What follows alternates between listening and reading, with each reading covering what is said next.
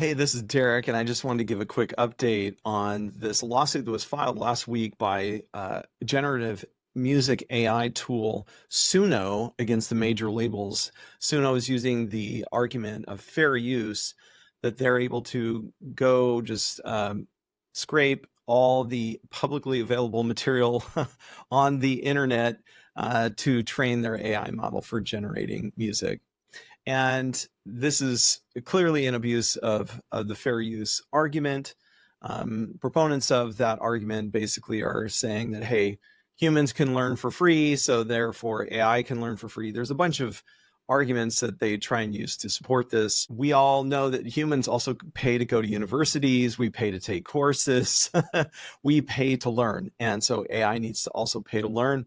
Not to mention, what this could do is create a future where all creatives are essentially going to the AI companies that are going to be using their own material, artist material. Now, artists will have to go to these AI companies to create more material because everybody's going to be using these. And so it's all kind of somewhat ridiculous when you follow this to its logical conclusion.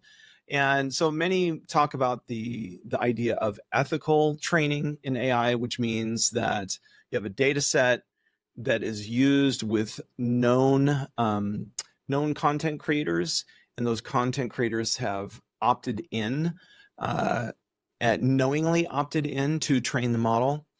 And this is the right approach. And also I want to say that even if, say, like Suno went out and scraped all the Michael Jackson songs off of Spotify, they can now, with some new emerging companies that are out there, such as Core Protocol, I think All Feed is another one, Revelator Music, there's a company called Catalog, there's a company called Rights Hub, and some others that are trying to create APIs for giving creators attribution and on a blockchain. So if a generative AI model is used, say, certain material to train their model, and they can say, hey, we use Michael Jackson, we use Quincy Jones, right? The model can document that they use that material and point to a blockchain that they got that material from. And then as new material is created, remixed, done in the style of, etc., then those artists can be remunerated whenever the model is used. And of course, the model is using the amalgamation of all the different artists that are used to train it. But as the model is used more and more and more, and these companies, these AI generative companies, are going to be huge in the future because it takes enormous resources to both host the model and to train it. And so there's only going to be a handful of, quote, winners in the space. And this is going to affect everything. Music is always at the forefront of digital disruption. And so it's going to affect everything from music to movie making, to illustration, painting, photography, book writing, copywriting, you name it. Every creative industry is going to be affected by how these models are trained and how creatives are attributed and compensated. And so anyway, I just wanted to say that there's essentially a third way through these new emerging blockchain-based API companies to train the models, give proper attribution, and give remuneration to artists.